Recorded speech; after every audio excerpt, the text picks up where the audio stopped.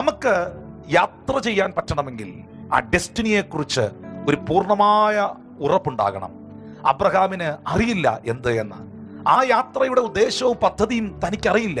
പക്ഷെ ദൈവം പറഞ്ഞു, അബ്രഹാമേ, നിന്നെ ഞാൻ കാണിപ്പാനിരിക്കുന്ന ദേശത്തേക്ക് പോകുക. വിശ്വാസത്തോടെ അബ്രഹാം ചുവടുവെച്ചു. വഴിത്തലയ്ക്കൽ നിൽക്കുന്നവർ നിന്നെ പരിഹസിച്ചാലും, നിന്റെ യാത്ര എവിടേക്കെന്ന് ചോദിക്കുമ്പോൾ ആ യാത്രയ്ക്കൊരു അർത്ഥമില്ല, ഇത് അർത്ഥശൂന്യമായ ഒരു യാത്രയാണെന്ന് വിമർശിച്ചാലും വിളിച്ച ദൈവം വിശ്വസ്തനാണ്.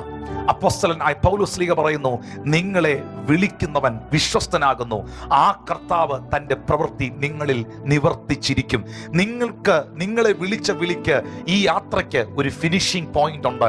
ഒരു സ്റ്റാർട്ടിംഗ് ഉണ്ടായിരുന്നെങ്കിൽ അതിനൊരു ഫിനിഷിംഗ് പോയിന്റിൽ ഉണ്ട്. വിശ്വാസത്തിന്റെ നായകനും പൂർത്തീകരിക്കുന്നവനുമാകുന്ന, അതിനെ ഫിനിഷിംഗിൽ എത്തിക്കുന്ന ആ നല്ല കർത്താവ് നിങ്ങളെ ഇവിടെ എത്തിച്ചിരിക്കും. അതുകൊണ്ട് നിങ്ങളുടെ കണ്ണുകൾ ക്രിസ്തുവിൽ ഉറപ്പിക്കുക.